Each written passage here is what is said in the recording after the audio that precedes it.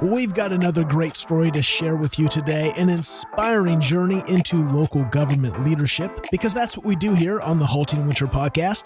We tell the stories behind the titles, the unique paths into public service, and the moments that shape how these leaders show up, even when the work gets heavy. Every day, local government quietly makes modern life possible, and behind every service is a person doing work that often goes unseen. This is the Halting Winter podcast, and I'm Seth Winterhalter. Every week, I have the pleasure of sitting down with local government leaders from across the country that remind us where government really lives, locally, doing the work that truly matters. This is the work that builds belonging. Before we hear today's conversation, I want to take a moment to thank our sponsors. Tyler Technologies has been exclusively serving the public sector since 1998, partnering with cities and counties to make their work more manageable, more connected, and more effective. From smarter budgeting to artificial intelligence, Tyler equips local governments with software and solutions that help leaders serve with clarity, efficiency, and impact. You can explore a variety of free resources at tylertech.com/winter. That's tylertech.com/winter. And if today's conversation resonates with you, I want to invite you to check out the Municipal Leadership Development Circle. It's a global community of local government leaders who are committed to growing together, supporting one another, and leading well in the middle of municipal pressure.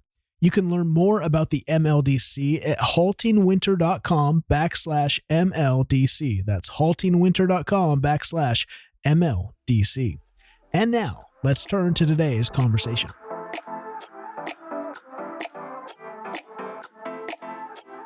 My guest on the podcast today is Justin Hopkins, General Manager for the Stockton East Water District. That's right, I said water district. We're going outside of the norm today, but there's a specific reason why. Justin, welcome to the podcast. It's a delight to have you on today. Good morning, Seth. Absolute pleasure to be here.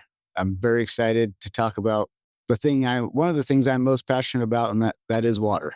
Well, that's what we're here to do. It is Drinking Water Week 2026. This is something the AWWA, American Water Works Association, highlights May 3rd through the 9th. And I thought, again, I talk a lot about cities and counties, but water is a major player in this. And it's kind of like, when I was a kid, my dad was a volunteer firefighter.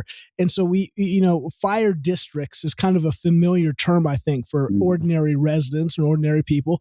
But water districts, if you would have asked me what a water district is, I would have had I'd had to really have thought about it to even consider a hypothesis. I didn't know there was a water district. And even when I moved in California, that's like the big water district and water rights in California, Arizona. I mean, we're talking, this is a chaotic world. We're going to dive into this today, but my mind was blown into the whole world of what actually it takes to get the water that comes out of our sinks, our faucets in our homes. And that's what we want to celebrate today. Who are the people? What's the world? What's Water World? We know that was a Kevin Costner film. I think it was a dud. And we're going to turn that around today. We're going to Water World 2 with our conversation. And I've known you for a couple of years now. In fact, when I was really diving into just local government and public sector, we connected and did some work together. And I think you're an incredible leader. You're doing incredible work. You are a great follow on LinkedIn to see all that goes on inside the water world. And that's what we'll get to. It's not just making sure the engineering and the work actually happens at all these pumps. It's going to the Capitol and doing all this kind of, the legislation, the water rights, all that stuff. So, here we go. Well, before we get into Water World, we got to get into Justin's world. You got to tell us a little bit about who you are and the path that took you from where you grow up to Stockton East. So, Justin, take us back to the beginning. Tell us about where you were born and a little bit about the childhood that shaped you. Absolutely. So I come from the big city of Fresno, California. Kind of in the heart of the Central Valley. Surprisingly, did not have an agricultural background. I had a couple of, just middle-class working parents. My father's career was in the kind of trucking industry. My mother's career was in insurance. And growing up, I happened to be decently good at math and science. And I had a high school counselor say, well, you should consider engineering when you go to college. And that happened to be great advice. because I was passionate about, working outside, and particularly with farmers. I've always kind of had this admiration of farmers as, real salt of the earth people that create something from nothing. And I had an opportunity to attend Cal Poly, San Luis Obispo, and I majored in agricultural engineering. And when I went into that program, I just knew I wanted to do something outside, particularly with farmers. And it was through that program, particularly this organization. I don't even know exactly how to describe them. They're connected with the university, but they're also kind of separate. But it's the Irrigation Training and Research Center, or ITRC. I worked for them for a couple of years, but it was really through working with ITRC that I realized I want to go to work for an irrigation district or a water district, a district that's providing water to these farmers.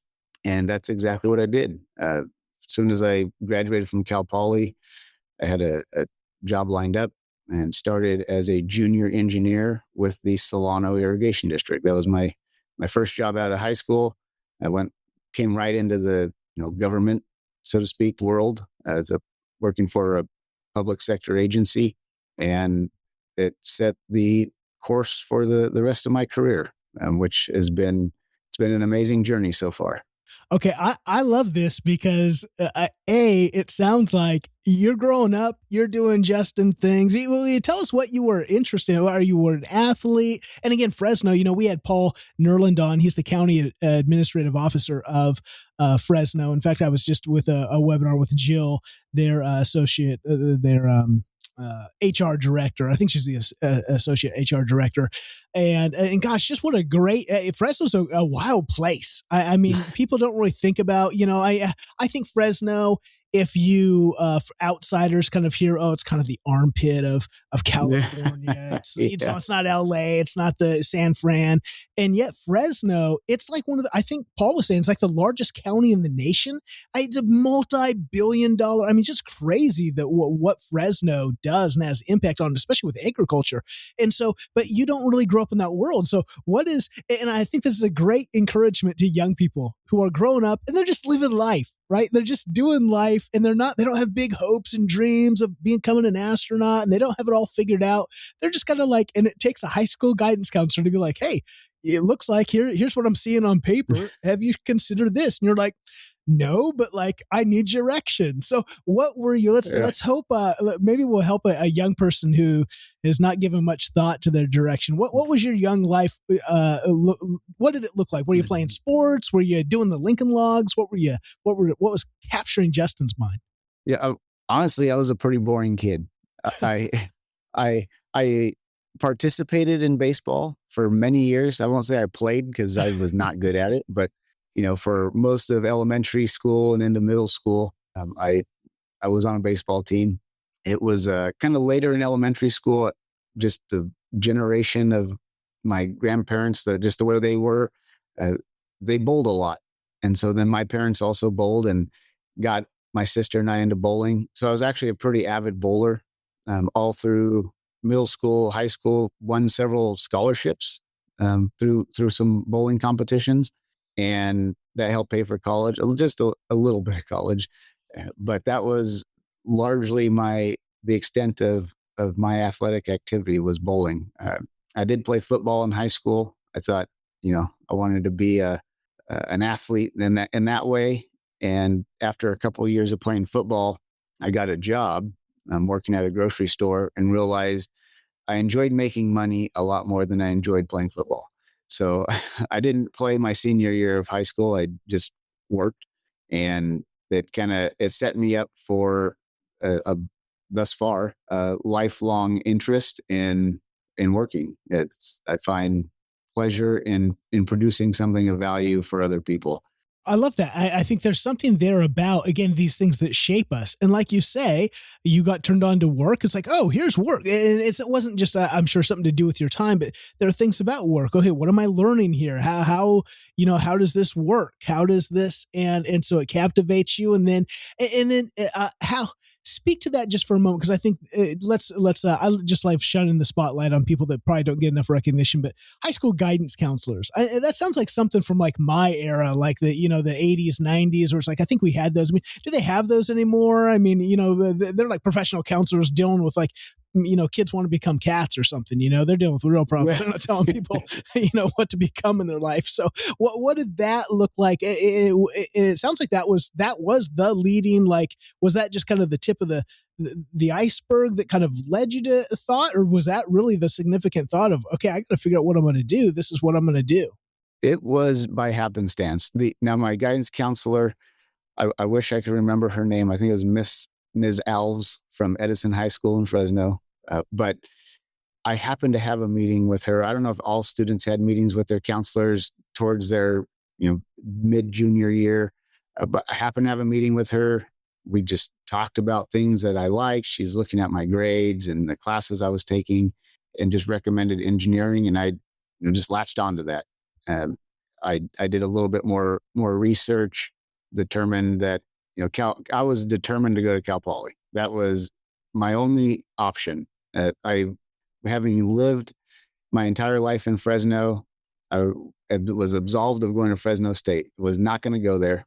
I mean, nothing against Fresno State. I just wanted to get out of Fresno, and I had made the decision that I'm either going to Cal Poly or kind of going back to growing up and my childhood aspirations. I always had an affinity for the military. Thought it was a very, very noble cause to be in the service. And so I said, if I don't get into Cal Poly, I'm going to join the Marines. And so I had a Marine recruiter that I'd been working with to help get me ready for boot camp if I went that way. And I was fortunate enough to get into Cal Poly. Very fortunate, because I graduated high school in 2002. And I think it was March of 2003 they deployed to Iraq. So yeah, I ended up in college instead. Yeah.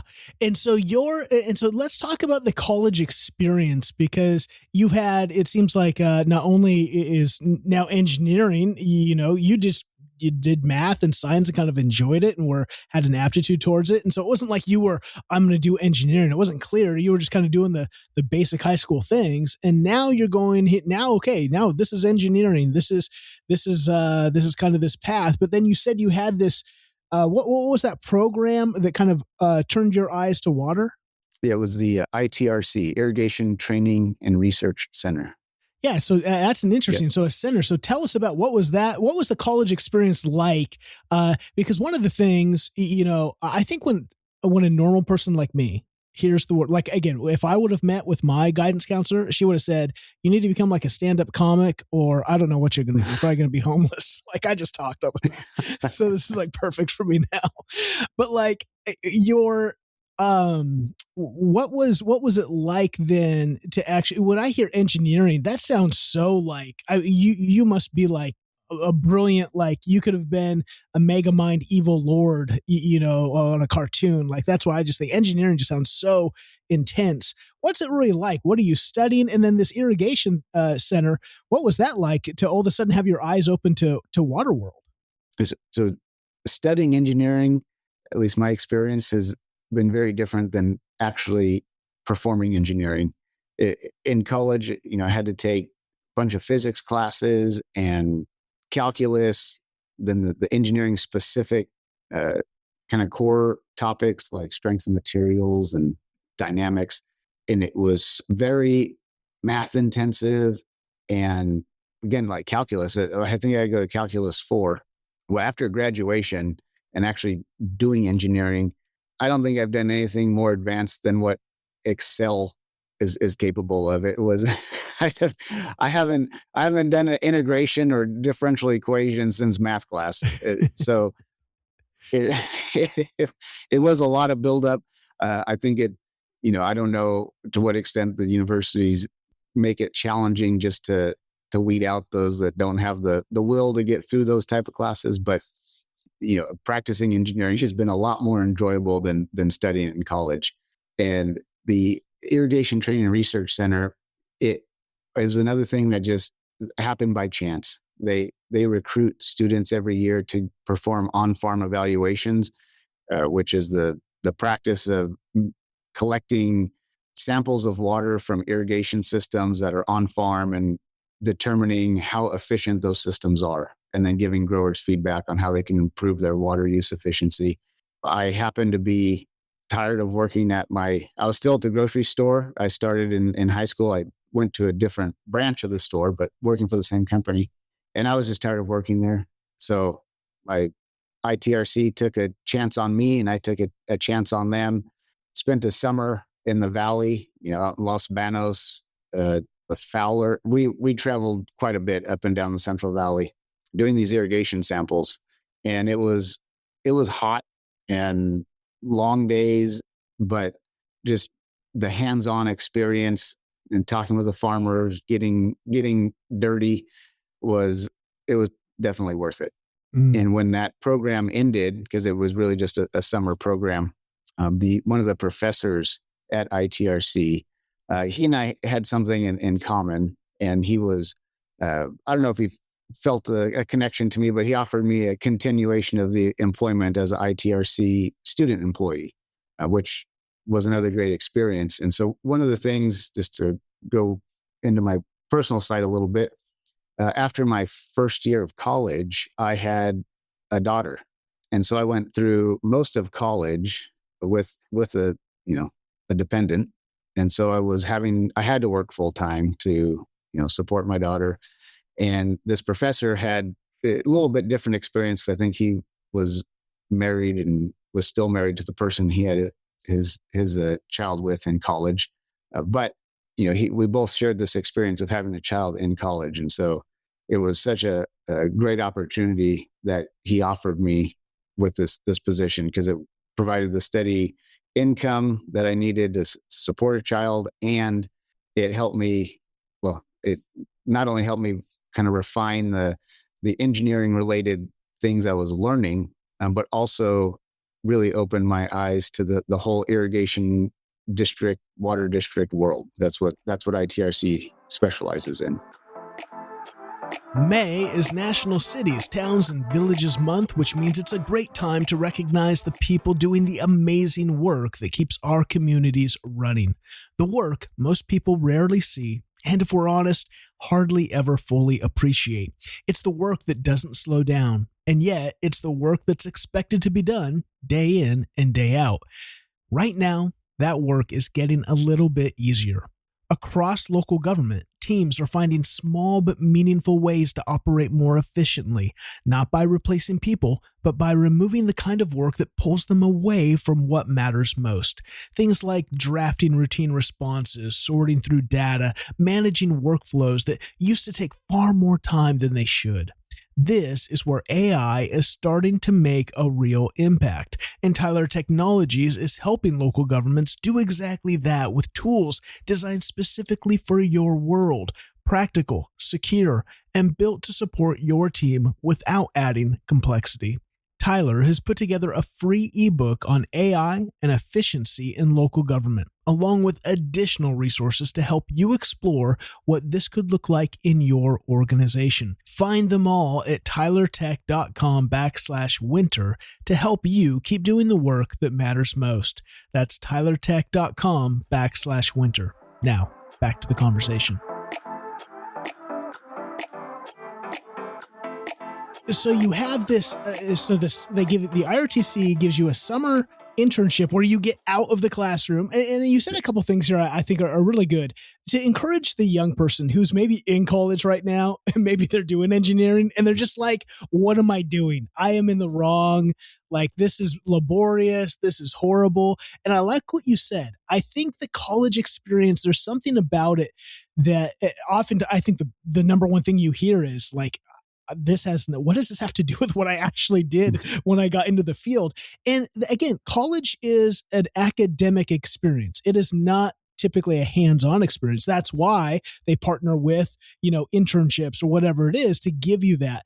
And so hopefully it keeps the whistle wet, or whatever that term is. It keeps you going, oh, okay, no, I kind of like this. Or maybe it helps you go, oh, you know how many people have gone like become doctors, and like then they get out and they see blood and they're like, what have I done? Like, and so I think that's why, just to encourage young people, do find an internship, find opportunities. Maybe you have to create your own to go get your hands dirty in the field that you actually are interested in to see if it's a good fit. You do that. But I think there's something else too. Just persevering, just get the degree. Sometimes I think we get so, especially if you're it sounds like you were, a highly driven person, and you probably were at times where we're like, gosh, I'm not getting the grades I want to get. Or, I was like that. Like if I got a B in it, I was so used to, like, I had to get A's. It was my identity, right? I was an A student. And when I started to get B's, I had to do this thing in my head to go, listen, the content, this is not worth your time to go to this class. You can just get a B and be fine with it and pass. It's okay to just pass college. You don't have to, I think sometimes we put so much pressure. And so anyway, just to hopefully encourage some young people out there, stay with it if you're really intrigued, because that's what it seems like. You graduate, and then you head to Solano Irrigation District. This is where you're going to become a civil engineer. Tell us about tell us about the Solano Irrigation District. Where is this? Because again, this is the thing with districts versus cities and counties. Where is what? And so tell us where this is in California, and tell us about what you actually did there in your first couple of years as you're now an actual engineer in the field. Yes, I was fairly surprised when I got to Solano. So Solano Irrigation District is, they're in Solano County, which is just west of Sacramento. They kind of serve the large agricultural area. There is Dixon, and then the little portions of Vacaville and Fairfield. So it's along the Interstate 80 corridor between Sacramento and San Francisco. And they provide largely irrigation water to about 50,000 acres of ag land. They also provided drinking water, since there were several public water systems in unincorporated portions of the county. There isn't a defined water system manager. And so Solano Irrigation District, or SID, they kind of took on that role in their area.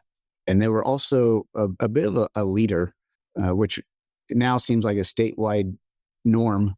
But SID worked with cities, and as the cities continued to expand development, they installed dual water systems.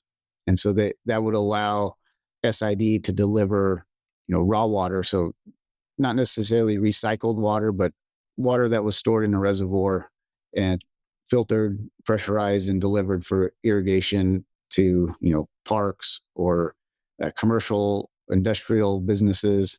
There was some cooling water that was used. So it prevented having to put water through the whole treatment process just to, irrigate a lawn. They had, I don't remember how many, 11 or 13 of those systems. So they were pretty well diversified throughout the county, played a very important role. And their water source was Lake Berryessa. They have a contract with Bureau of Reclamation to get water out of Lake Berryessa, which is on Poudre Creek. So it was a quick introduction into engineering. I still remember my first project at SID. It was to install a new diversion off of a pipeline down in Suisun Valley, which is the Fairfield area. And I got to finally use my engineering skills and did all the math and the calculations. Worked with the maintenance and construction department of SID to have this new diversion installed, and the owner connected their pump to it. And, my calculations said, this diversion should do 900 gallons a minute. And then the customer called our operations supervisor, who ended up being one of my greatest mentors, still a friend of mine. His name's Octavio Lizarga. And the customer complained that they're only getting 30 gallons a minute out of their diversion. And I, being fresh out of college, I panicked. I thought, oh my gosh, I screwed something up big time. The customer spent this money. It is not performing like it's supposed to. But thankfully, Tavo, as a good mentor, he took me out there for a field meet with the customer, and the customer had installed a pump on their diversion. Well, the pump was only rated for 30 gallons a minute. And so Tavo instructed the customer to remove the meter on the diversion, which was between the diversion and the pump, and that he would open up the diversion and show the customer how much water came out. And lo and behold, my calculations were correct. So I was very relieved, but it was such an important aspect of that project to have a mentor like Tavo who had some experience to sort of hold my hand in dealing with these situations that I've never dealt with before. So before that, that wasn't a norm, having the two systems? Right, yeah, to have dual water systems? No. No, it was, most cities are built out with, just have one water system. And so all the water gets treated, and then the, drinking quality water is used to just irrigate lawns and landscaping. And so, yeah, they developed working with the cities, kind of a program or policy, if you will, to install a dual system, one that has drinking water and one that has just non-potable irrigation water. Which would seem much more effective, I'm sure, the cost and just management. Oh, yes. Yep. Yeah. Okay, so what did you spend? What did it look like to be an engineer? Help us get an idea of what in the world it actually takes, because you're going to work for Solano for almost a decade, I think, and so, or a little over a decade.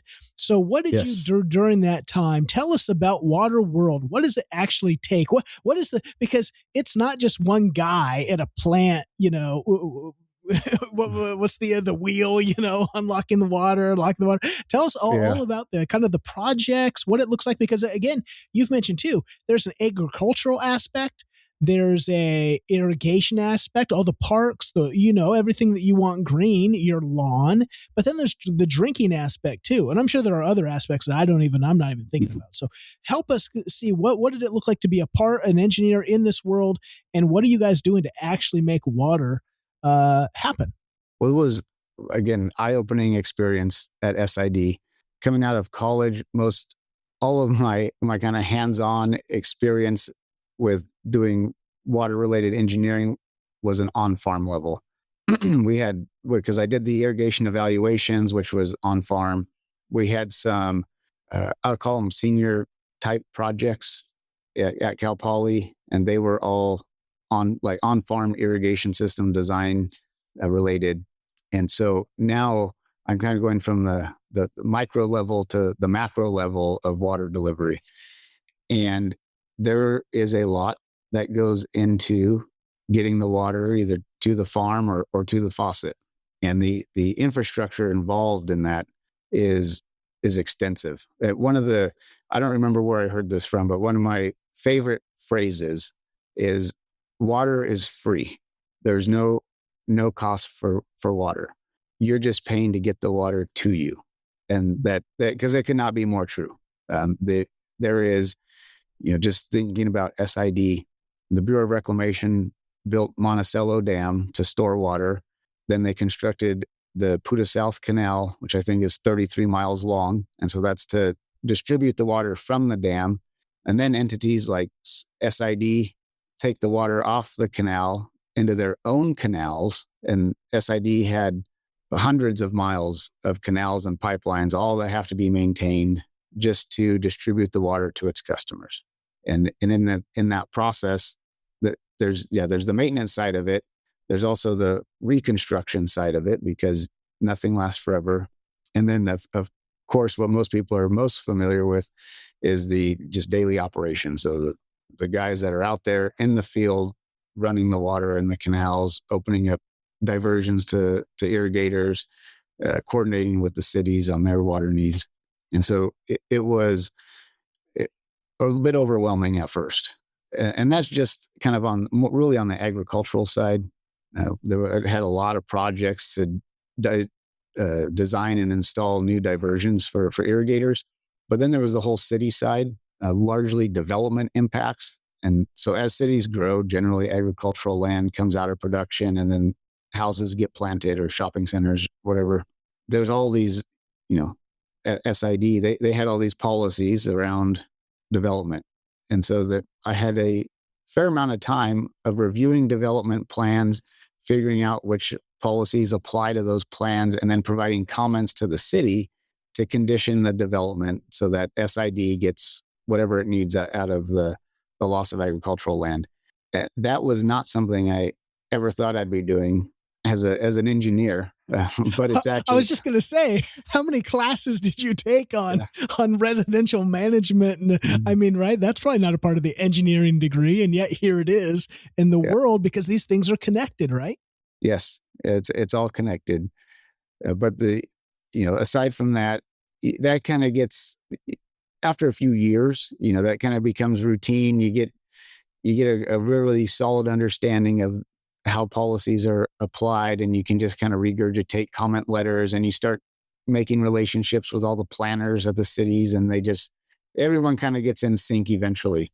And so, but the best part were the projects. And when I came into SID, they had been a few years into their capital improvement program. And when I joined, it was really kind of in the heat of doing pipeline replacement projects. And so I really got to cut my teeth on big pipeline design for several years with SID. And that my kind of coup de grace project was a big recovery structure. And so SID had a neighboring district that they wheeled water to, as well as delivered some of their own allocation to. But historically, there was really no good method for measuring that water or controlling it. It just kind of flowed out of SID's boundary as it came into the waterway. And to kind of address that, SID decided to invest in a recovery project to not only dam up the waterway, but also control the release from it. And this was, almost about a decade into my career. So I'd finally, I just happened to be listening to a book this morning talking about the 4 C's of, I think it was commitment or courage, commitment, confidence, and something else. But anyways, where I bring this in is I was far enough in my career now that the commitment or the courage and commitment to doing something new was, I'd overcome that for the most part. And it was really taking on projects based on my confidence and capabilities. And so because of that, the director of engineering trusted me enough to handle this very novel project for SID. And the project had 2 flood control channels that came together into one. And we wanted to control each channel independently during the irrigation season. But whatever we put in the flood control channel had to convey the flood flows that these channels were designed for. And so I ended up designing what's called a long crested weir. It was about, in total, it was 2 sort of independent weirs, but they were connected it was about 350 feet long. It was 8 foot. Actually, I honestly don't even remember the size anymore. It was 6 or 8 feet tall, 350 feet long. And I remember getting the project under construction, and one of the, I should say, permitting agencies realized finally that, we're building this, and they felt like they hadn't provided enough feedback on it. And so they panicked, wanted us to stop. Well, actually wanted us to take it out because it was almost done. And then we settled on doing a bunch of modeling to prove to them that my just engineering calculations were correct. And we brought in a modeler. They did, I won't say the name because it didn't turn out very well for them, but we brought in an engineering firm to do modeling. They came back and said, "Oh gosh, guys, you have a problem. You're going to cause flooding in this area." And I had a small amount of panic, much surprisingly, a lot less panic than I did over my first project, where I thought I miscalculated by a few hundred gallons per minute. But when I started diving into the report from this engineering firm, I realized they modeled the wrong confluence. So it was where 2 flood control channels came together, but not these 2. And so they, after some embarrassment, they remodeled it and confirmed to this agency that no, our project will not cause any flooding. And a few years later, there was some significant, after I left SID, there was some significant precipitation that really put it to the test, because this agency still didn't believe my calculations, didn't believe the modeler. They thought, no, this has to flood because you put this big structure in the river. But they saw real time that it did not flood. And so that was very alleviating. And even though I was no longer at SID, it still had my name on it, and I take pride in what I do. So that was probably one of the best experiences that I had at SID. And these are these projects, you had mentioned earlier the Bureau of Reclamation, and I dated a gal in the California water world, Arizona water world. I remember driving back from Yuma to the Coachella Valley, where, we both lived in these places, and she would talk about all the water projects. So again, when you're driving by either I-5 down in California, or whatever that highway is, it takes you out to Yuma from Coachella Valley. Like, you don't notice you're driving over all kinds of water that's like, again, agricultural, and your water that you drink. I'm trying to remember what the big, what is the Coachella Valley pull water off of that big, that's all man-made. These are, it's just wild to think about that much tonnage of water is flowing. Maybe for the audience, what is the Bureau of Reclamation? This is this federal organization that kind of, I guess, it's kind of a weird name, Bureau of Reclamation. Again, I remember she would mention this, and I'm like, what's going on? This is like some FBI program? Yeah. Tell us about what you know. Again, you've never worked for the Bureau, but I know that you've had a lot of, hands-on work with them. What are they, and what is that? What are they doing? Maybe we can get into a little bit of the water world, because you mentioned water rights, and like, I think of Arizona. My dad, you mentioned it. There's only with the two programs, right? When you were at SID, you mentioned having to work with developers to go, okay, well, you can, like, what's water? What are the water needs? If you're going to all of a sudden have 50 new houses, what's the demand? My dad moved to Arizona from Seattle, and he wanted to live north of Phoenix, kind of in the high country, but they're having such a water issue. He's like, I don't know if they're even going to have water in the future, because it's so tightly regulated, because they say they don't have enough. So he ended up moving to the south. So anyway, I say all this to say there's all this kind of, again, no residents don't know. They just go, well, why doesn't my house have water? Why can't I do this? Right. What's the Bureau of Reclamation, and how is that connected to all that kind of goes on at the district level of water? So the Bureau, and I'm not an expert, so I'll just share my understanding of the Bureau and just my interactions with them. So they're, I guess, at a California level, we have, the state has a Department of Water Resources, and they kind of oversee, planning and operations of state level water projects to, try and provide the whole state with water. The Bureau of Reclamation is similar, but at a federal level. And so they were established, I want to say, in the early 1900s. And I think that the reclamation part of their title is to reclaim land and turn it into farmland.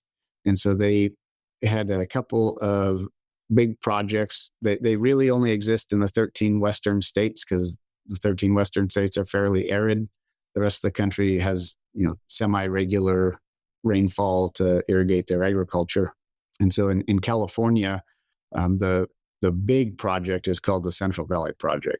And that, I don't know how many dams were constructed, but the Bureau constructed dams on almost every major waterway between Redding and Fresno.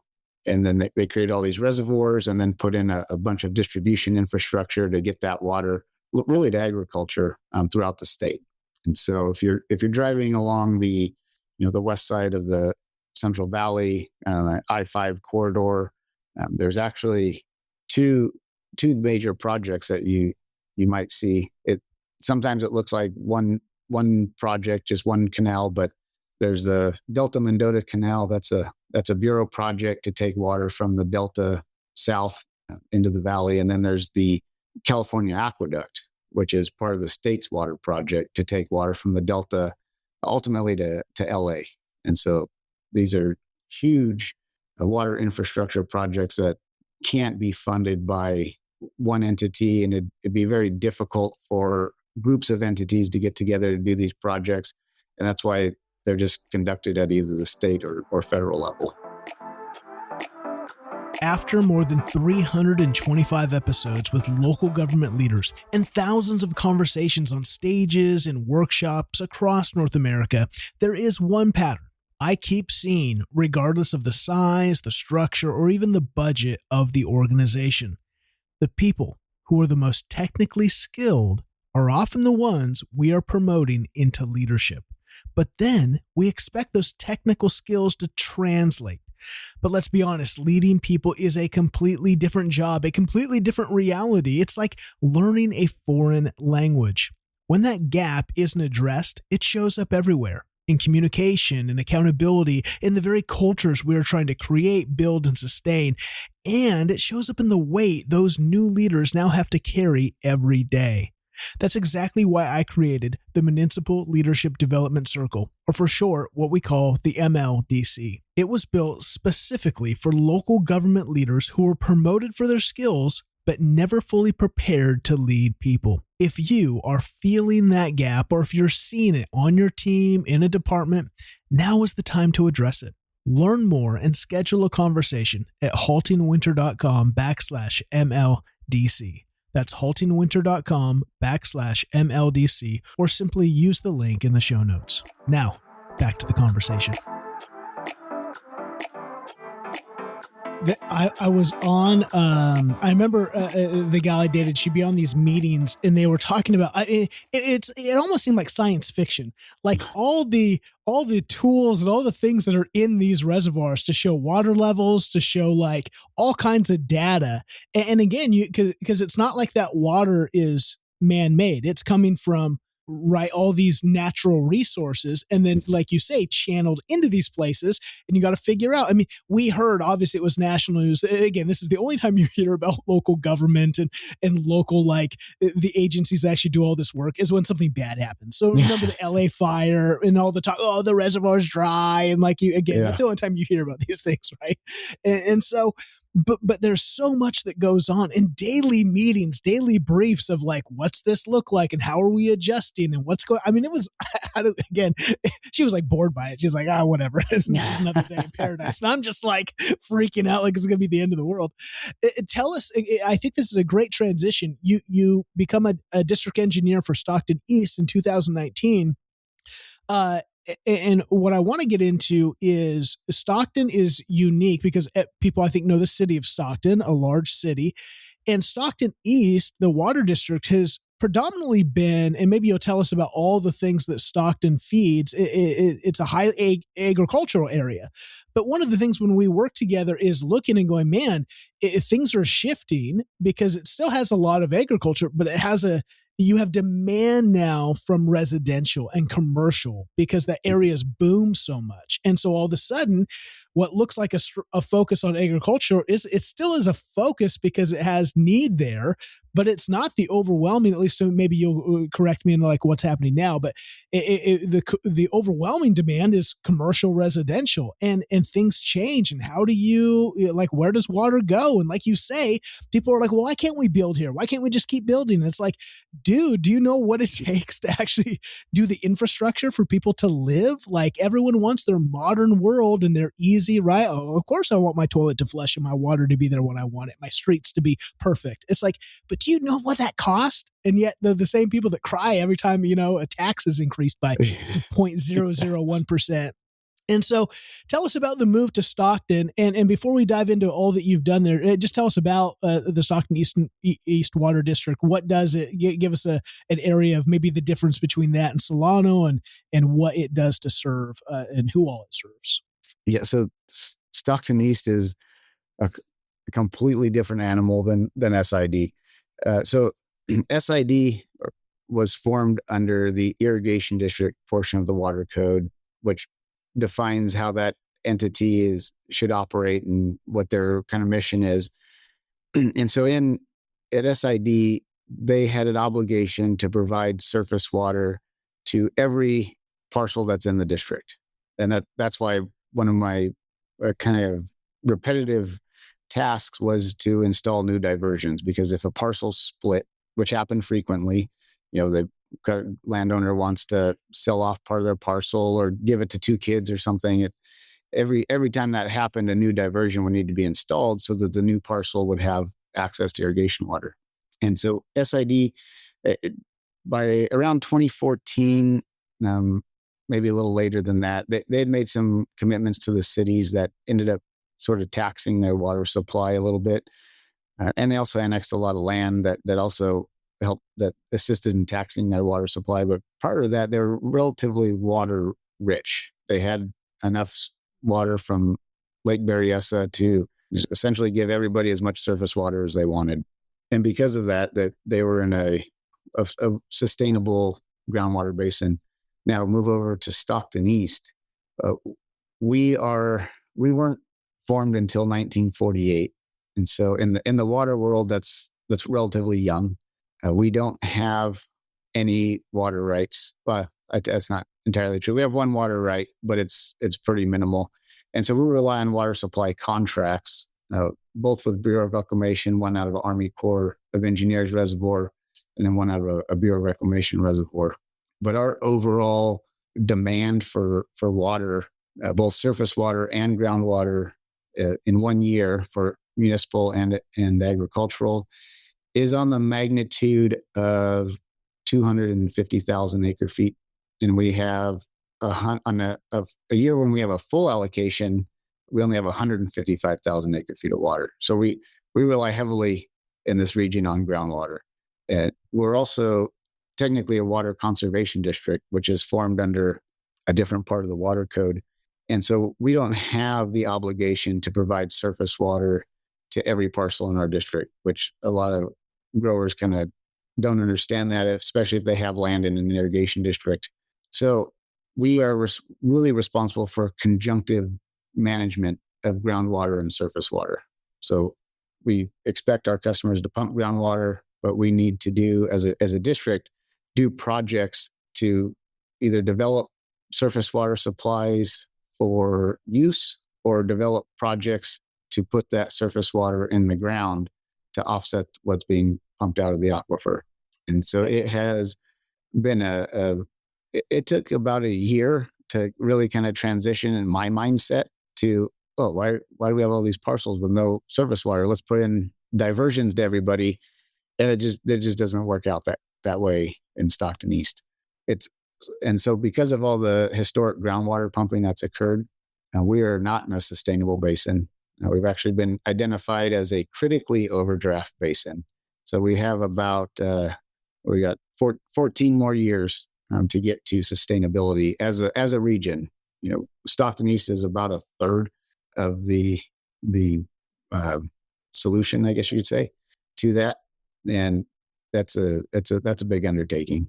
We're also unique in that we have groundwater overdraft. We touch the Delta. The Delta has all its own challenges. We have 2 watersheds that we pull water from that are operated and receive precipitation very differently. And then we have our treatment plant. And so SID provided drinking water. They think they had 3 treatment plants, but 2 of them were, I think one was a 1 million gallon per day treatment plant. The other was 500,000 gallon per day. Their big one was 10. Stockton East has a 65 million gallon per day treatment plant. So we make a lot of water here. That's what's needed for 325,000 people. Right. Oh, yeah. Okay. So you said a couple of things. So for those of us who have no knowledge in water whatsoever and are walking around who need a lot of help, I'm the chief ringleader of this group. Help us. You've said there's groundwater and surface water. Just explain those two so we can understand. What do you mean by those two things? Is surface just what's collected on the surface, rain, or what does that look like? Certainly. That's exactly what it is. So our surface water is water that gets collected in 2 reservoirs. So it's either, one of our supplies is New Hogan Reservoir. It's on the Calaveras River. It is almost exclusively rain-fed. So whenever it rains, once the ground becomes saturated enough for the rainfall to run off, it runs off into this reservoir and gets collected and stored, and then we use it throughout the year. And so that's the surface water. Groundwater is, I guess technically it was surface water at one point, but either through precipitation that percolates into the aquifer, or precipitation in the mountains that hits different fractures in the rock, and it eventually makes its way also down into the aquifer.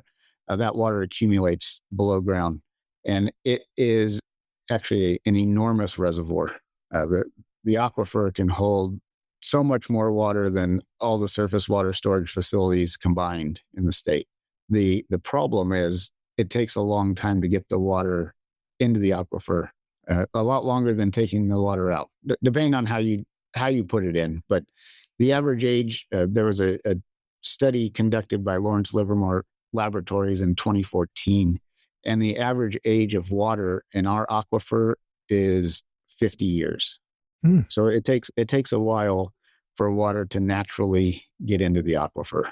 So is that so two things. Obviously, when you think about California, you think about lack of rain, like it doesn't rain much. And so obviously that's the challenge, obviously, to my simple brain, is that's why you don't have a lot of water, is it doesn't rain much. And so it takes a while to fill those things up. But even the underground now, is that where you have water rights?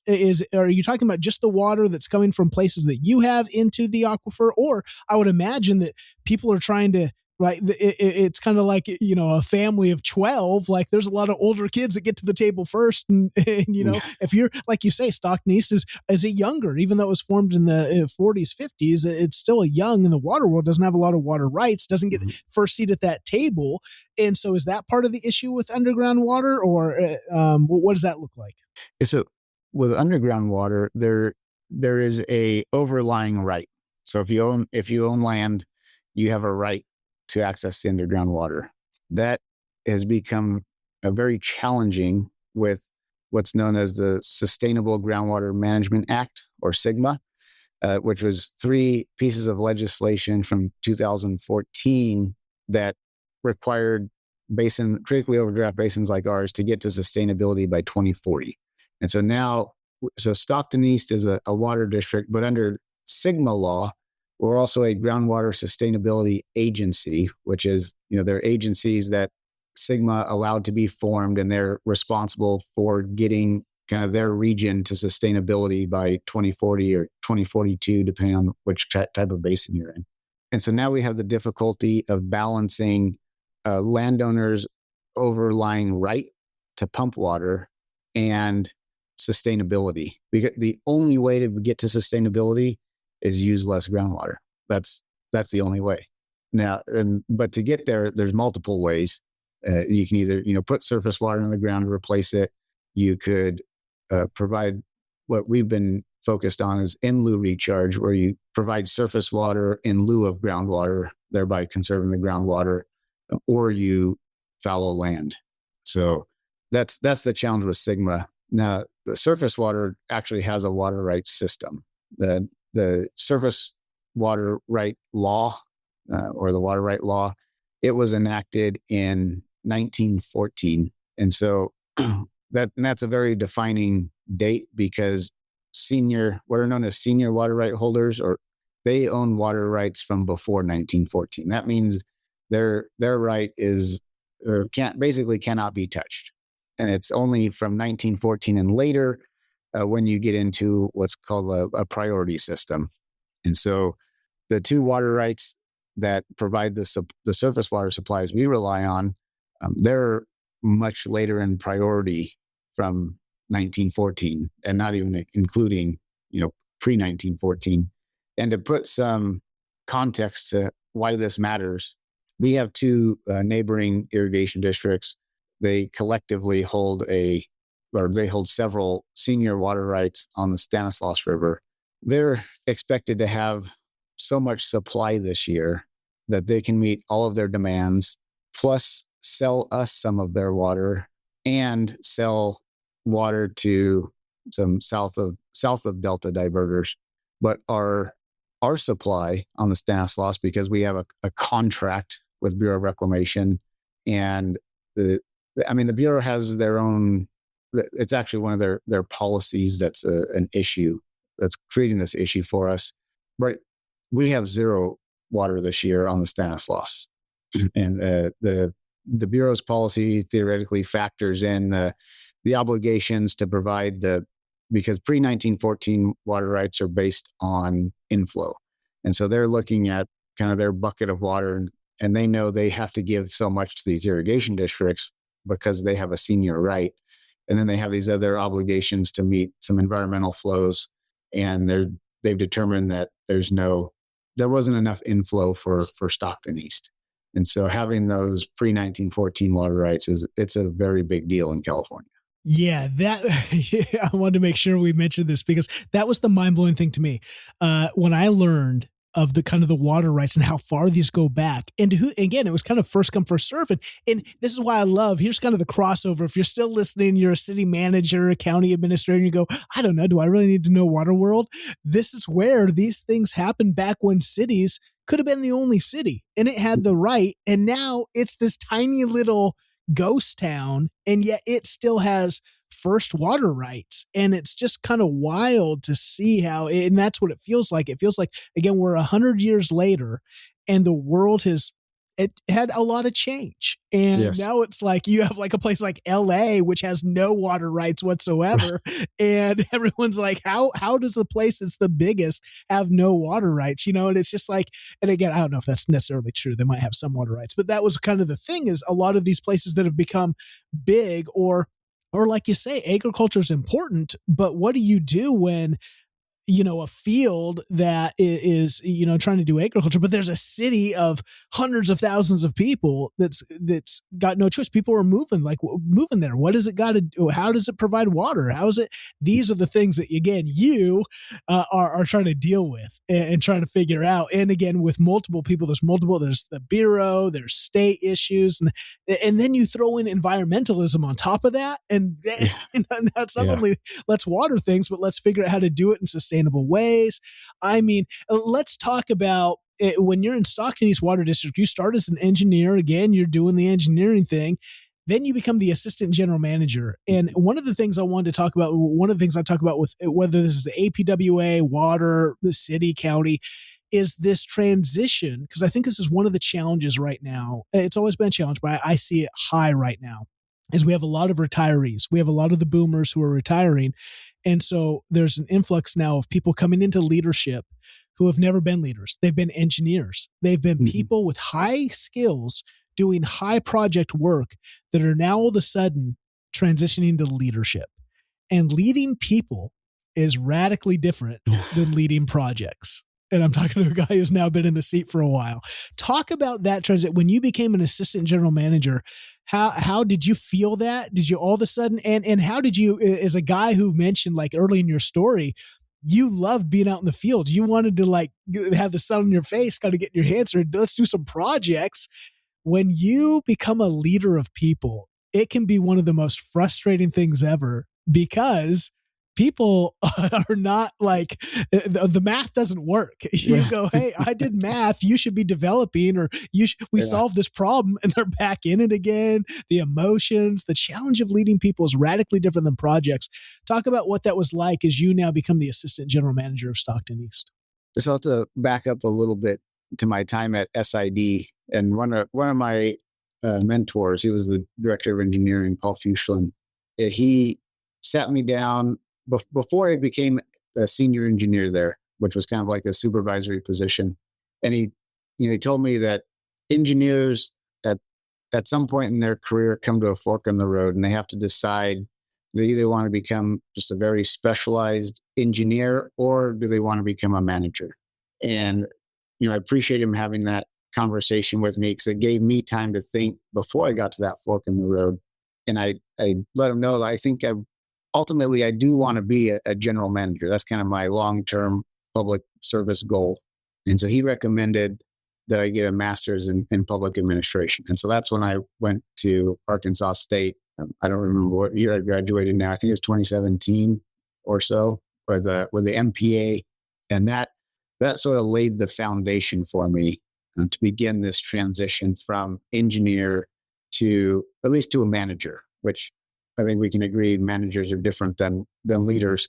And it just happened to be the catalyst for a new passion of mine. And I had one leadership class in my MPA program, and it was so fascinating, just kind of the concepts of that coursework. And I wanted to learn more about leadership. And so when I was with SID, I started a year-long leadership program through Association of California Water Agencies Joint Powers Insurance Authority. So surprisingly, the insurance company had this leadership program, but it was another eye-opening experience. The gentleman that taught the course, his name was Clint Kamek. I think I'm saying that right, but I just almost idolized him. He was such an impressive individual, and just observing how he engaged with us as students provided me a lot of kind of insight and context and ideas on how I can engage with, my employees, because it wasn't, he wasn't trying necessarily to deliver a product like we are at an irrigation district or a water district, but it just kind of that empathetic interaction was something very new for an engineer, because, well, I don't know how many engineers you interacted with where we're kind of quirky, lack people skills largely, because we like numbers, we like black and white, and there's not a lot of black and white when dealing with people. There's a lot of shades of gray, and so he was another really strong influence in helping develop me as a leader. And from there, it just kind of snowballed. Attended a couple more leadership programs through California Special Districts Association, and I'm blanking on the other one now, but it also started the beginning of what I think will be a lifelong desire to continue to learn. And I've just taken resources as I can find them.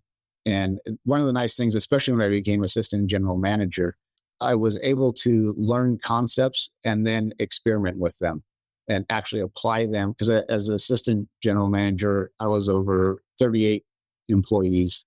They were all of our operations, maintenance, and engineering staff. And to kind of have the opportunity to sort of real time learn something, apply it, get feedback, learn some more, course correct. It was such an important piece of helping me grow as a leader, and it has continued to shape the way I lead now. I tell my board frequently that I just want to get the airplane off the ground. I'll finish building it as we fly. Well, I'm in our leadership development circle right now, the MLDC. We're talking about culture. The next 3 months are all about culture, and the three are broken down into: you have to build it, you have to see before you even build it. You have to see what you have, because you already have a culture. And to think that you can just build a culture on top of a culture is a lie. You have to admit what you currently have and what's contributing to that's fostering. Whether it's good or bad, you have to see it, then you have to build it, but then you have to sustain it. And I think that people don't realize building culture can kind of be fun. It's exciting. What are our new values, and what are, people can contribute, but then you got to sustain it. And that is wicked. That's almost 10 times harder, I think, than building it.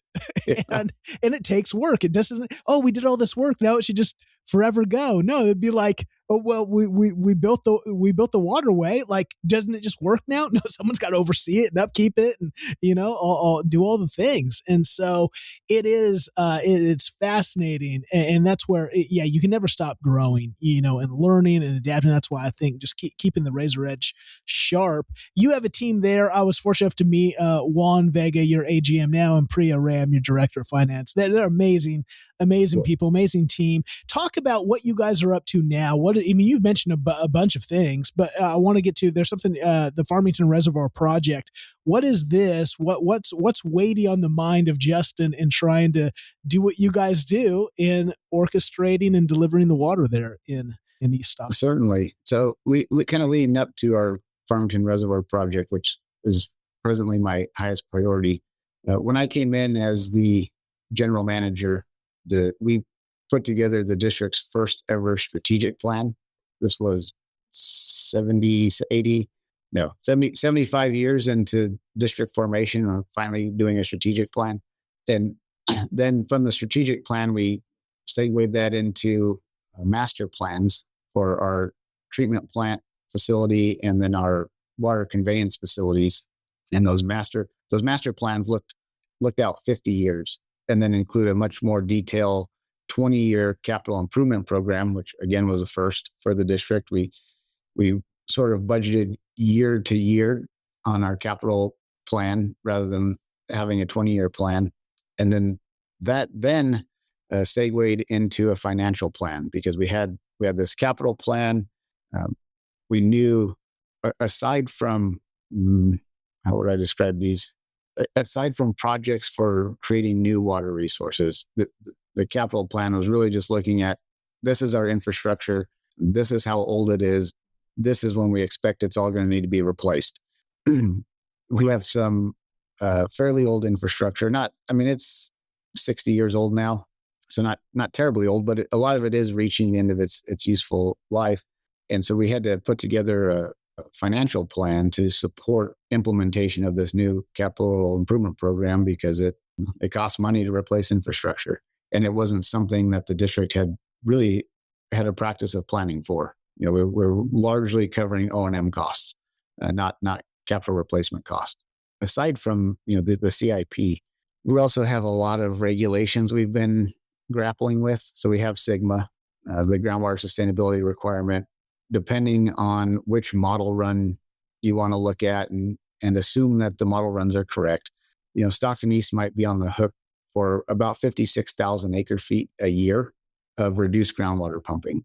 And we don't have any intentions to fallow land, which means we need to increase our surface water use by 56,000 acre feet a year on average.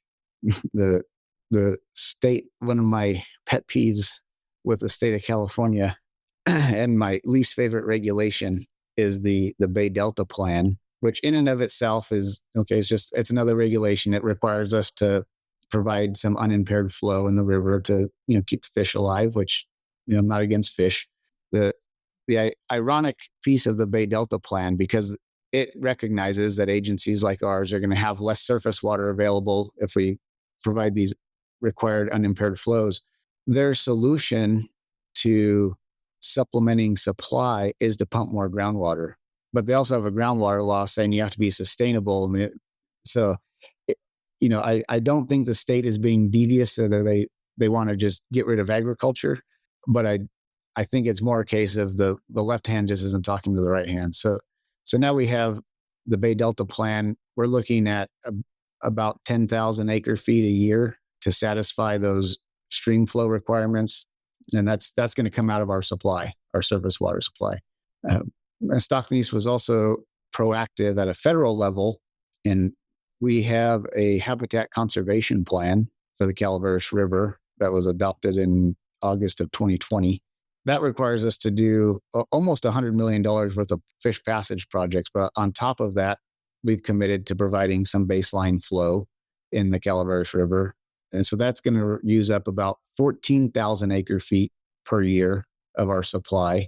And then most recently, we've been working with California Department of Water Resources and a few consultants for about 4 or 5 years now to do a watershed resilience study on the Calaveras River watershed.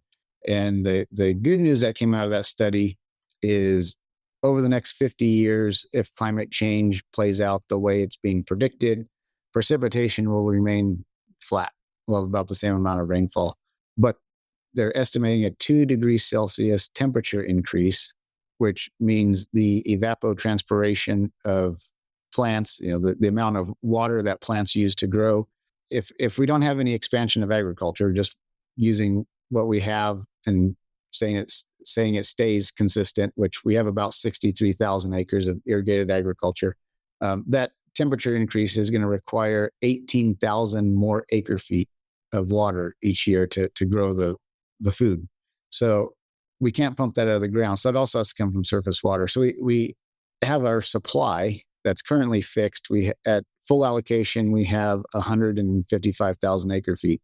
So what we're projecting by 2075, if we keep our supply the same, we keep our baseline demand and then add all these new demands from the Bay Delta plan, groundwater sustainability, habitat conservation plan, and climate change, we're going to be about 42,000 acre feet per year short on water supply.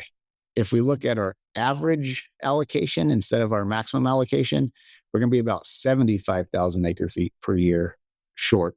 And to make the math easy, agriculture in our region uses about 3 acre feet of water per acre of crop.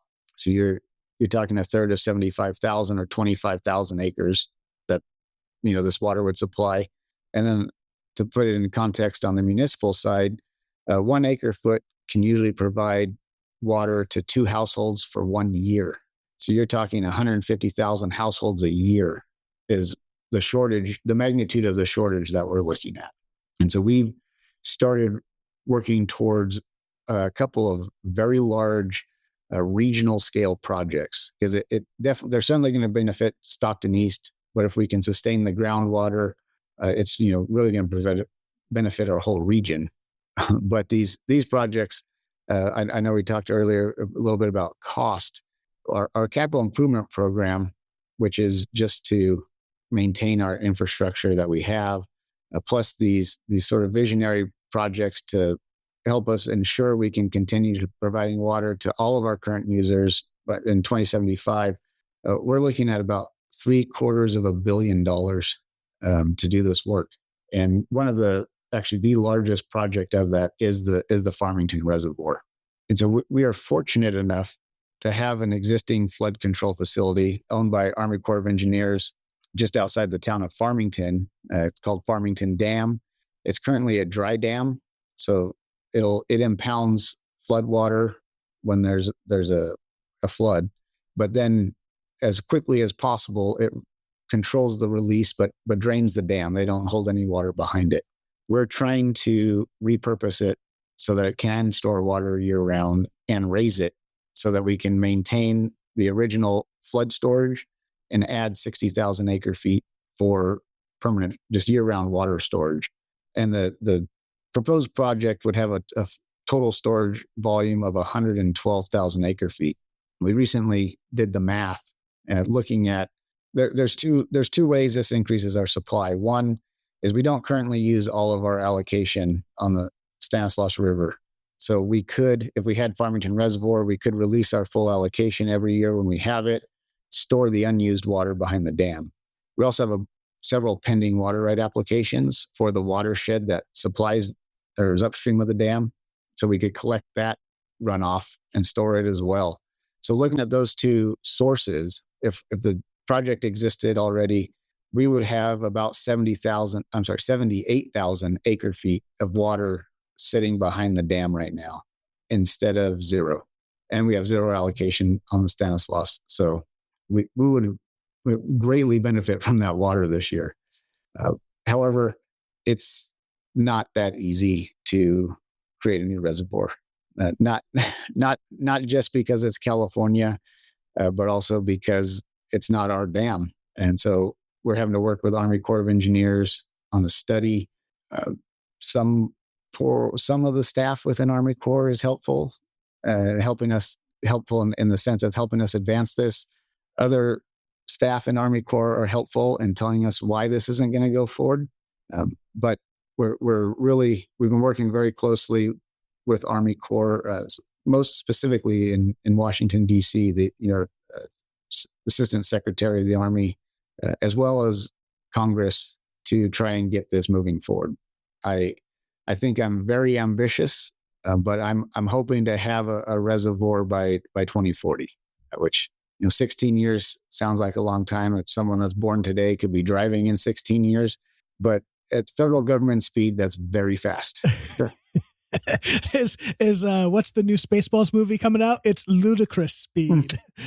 It is. Yeah. And this is, and like you say, this is the world of local gov, of water, of power. There's so many. It's not just your city and your county. It's all these players at the local level, at the state level, the federal level, and everyone's got their. And it's kind of one of the, like you say, some people just aren't, want to give reasons why not. And it's easier to say no. And yes. No means we have to come to the table and get creative, and we have to find money, and we got to find time. And it's just easier just to say no. And I think that's it's local. I'm new to local government, and I didn't grow up in this. Don't have no long career in this. So everything's kind of fresh. And what I see as an outsider is, man, the motto of we just don't do it that way, or it's not the way things are done here. I'm just like, guys, stop already. Like, no wonder you. But that, again, that means then you oftentimes get the people who don't have creativity. And it's not that they don't, it's just been drilled out of them because of garbage like that. And that's not going to help us. That's not going to solve these kind of real problems. Again, this isn't like you're like Elon Musk wanting to think about Mars. Like, it'd be fun. We'll see. It's like, without water, people, like, what are you gonna do? You like the almonds you have? You want to know how many almonds or walnuts, or what's the big? I'm trying to remember the big agricultural crop that's in Stockton there. Number one is walnuts. Number two is cherries. Walnuts and cherries, right? So if you like your walnuts and cherries, folks, like, this is, and if you live in the area, you'll like water. You like, and it's not just water, it's your sewer, everything. Water connects to everything. And like you say, water's free. It's the distribution systems. It's figuring out how to manage it all, how to weather droughts, people just don't think about that. That's not a part of our life. I just turn on my faucet and have expectations. And so there's got to be people that do that. And that's where, here's what's interesting. Again, Justin, growing up in Fresno, you weren't a farmer. You weren't, here's this kid who's spending more time in a bowling alley. You think you're going to be a professional bowler. And here he becomes an engineer. He's doing that massive project you did at the end of your time in Solano. You come to Stockton and become not just an engineer, you become a leader of people, a manager of the entire water district. And all of a sudden you find yourself in DC, shaking hands with congressmen and women trying to save humanity. It almost feels like, right? You're on the Superman journey to make sure that they have water, because you see the math. That's where it comes back to. The kid who was fascinated and pretty decent at math, all of a sudden now has a math project that is overwhelmed. It doesn't work out. Like 75,000 square foot acreage of lack. That is real implications. And that's not just, we can kind of hear, that's kind of maybe, I don't know if we even speak to this, but I'll just name it. It's the danger we have today of just kind of, what do you call it? I have the wrong word in my head.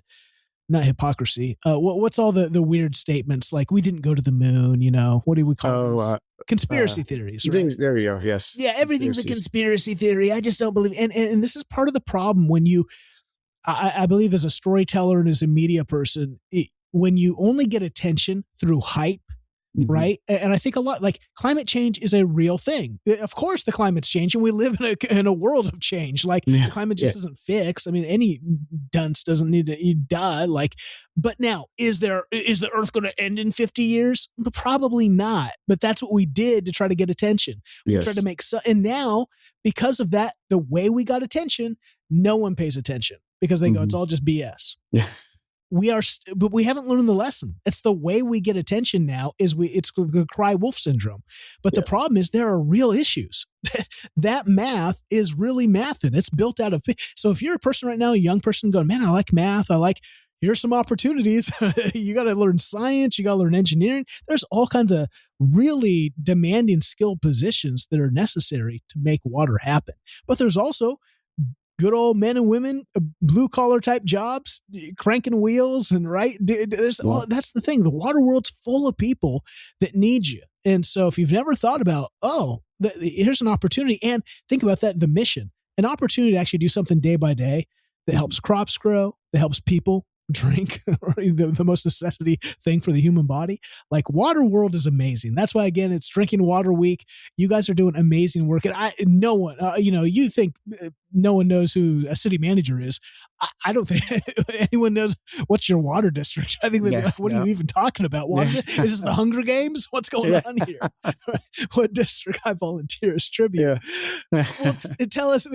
We could go for another hour just in all the complexities, all the realities. I'm thankful that there's men and women like you leading the charge, doing these huge projects that no one will probably even know about. I'm sure one day the Farmington Reservoir project will be complete, and you will have had a massive hand in that. And no one's probably going to remember Justin Hopkins' name. And yet you have done incredible work to do real things that have made humanity continue to thrive and flourish. So we just thank you as well as all the other people. I'm hoping to have some others on in the water world and just, again, highlight the crazy work that you're doing.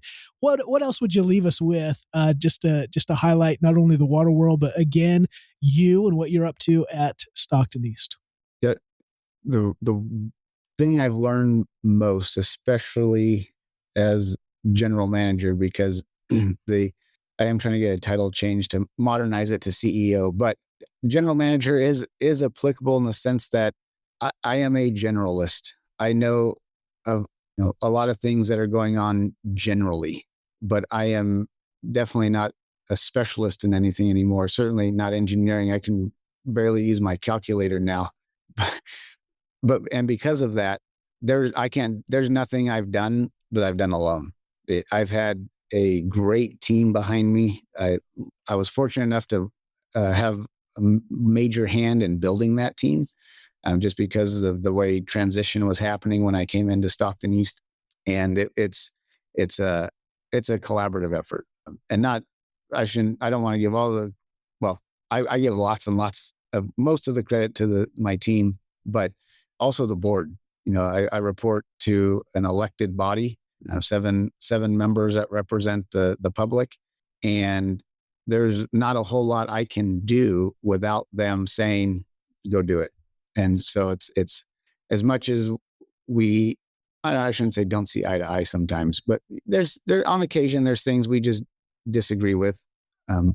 But in large, it takes strong leadership at the board level to get big momentum like this going. So it's been really a collaborative effort. And again, it extends beyond the district, because we have support from our assembly members, congressmen, senators. It's been a lot of collaboration at all levels of government, at all levels of the organization to make big things happen.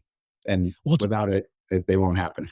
Exactly. It's one of the things I highlight in your specific role as a general manager of an agency like this, right? It's cities, counties, water, power, whatever it is. You're dealing with a unique reality because I call it the three-headed snake, which is far more than 3 heads, but there's 3 primary heads. You have your staff, and your staff. Oh, I remember when we were working together, right? You've got different departments, and again, they can have some ego and some some tension. There's always tension, right? Shared tools, shared budgets, who gets what, who really did the hard work and the hard lifting. So you've got your team that you're managing, and you as the general manager are the face of that, are the kind of you're the parent trying to keep all the kids happy and in line, and then you've got the elected.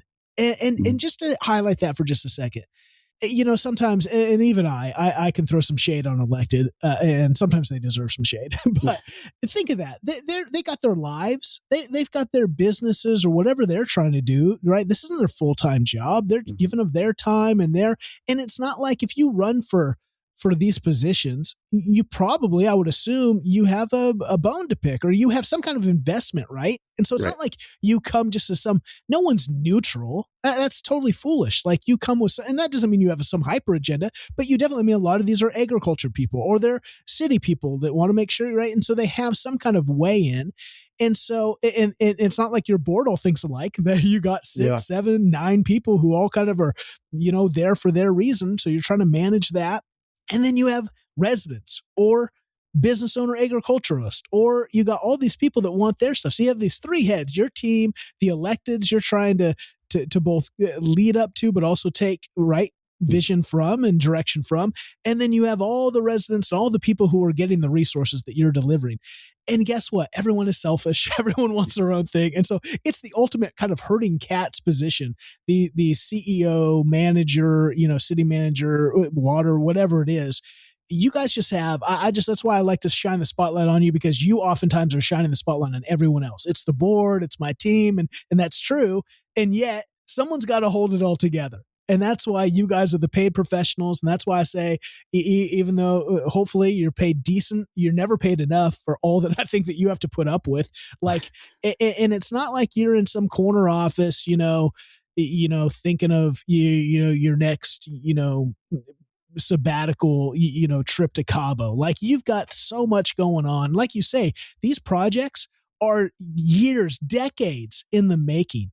The stuff you oversee, I mean, you may be somewhere else and you may just start the Farmington project and someone else may come in and finish it. And that's just the reality of the game, right? Yeah. And yet you guys are invested like you will own it from day one to its completion.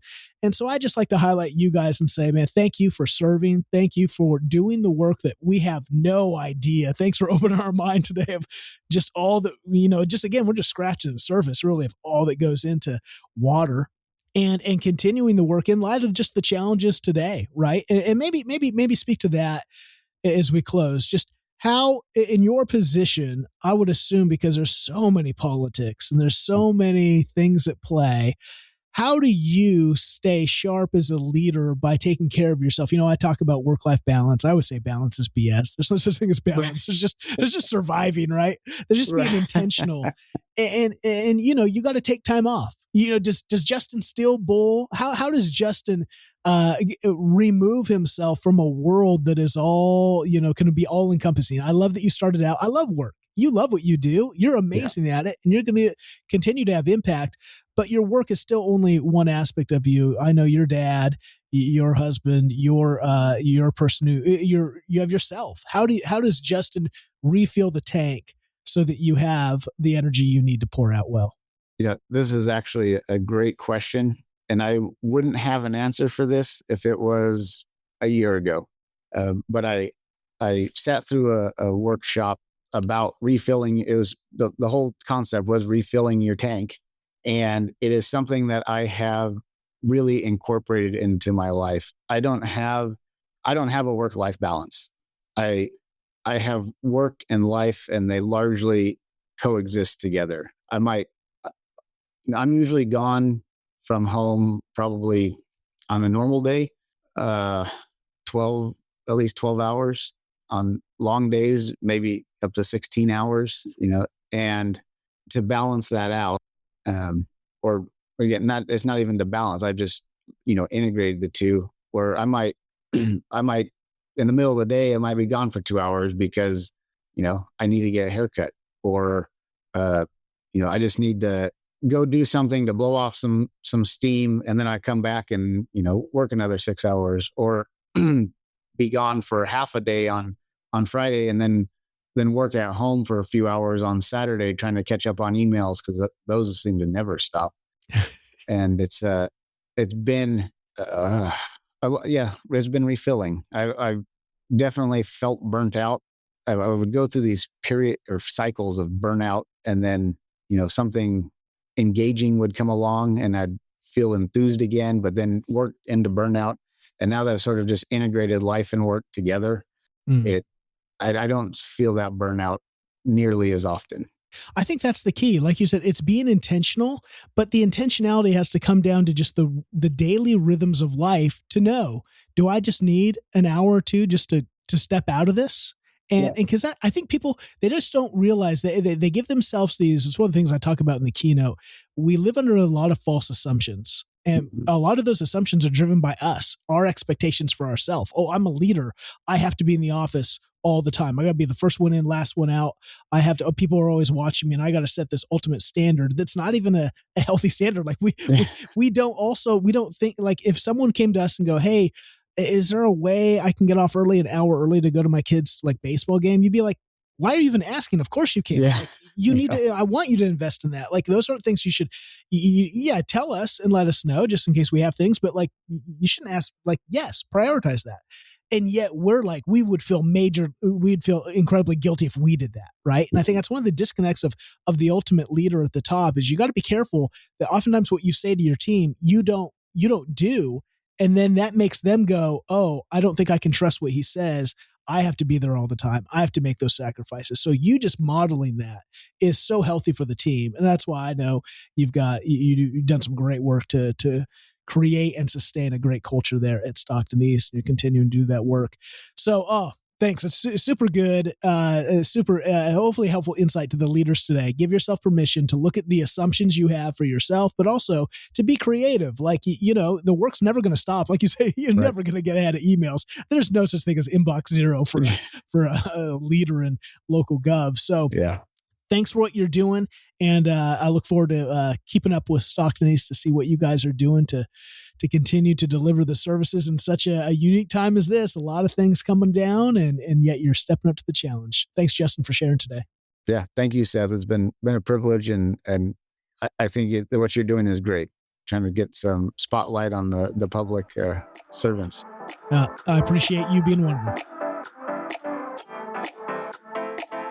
The stories we share here on the Halting Winter podcast remind us where government really lives, locally, right here in our cities, our counties, the communities that shape our everyday life. If today's conversation resonated with you, please subscribe and share the episode to help these stories reach others. I'm Seth Winterhalter. You can find me at HaltingWinter.com. Until next time, thanks for listening.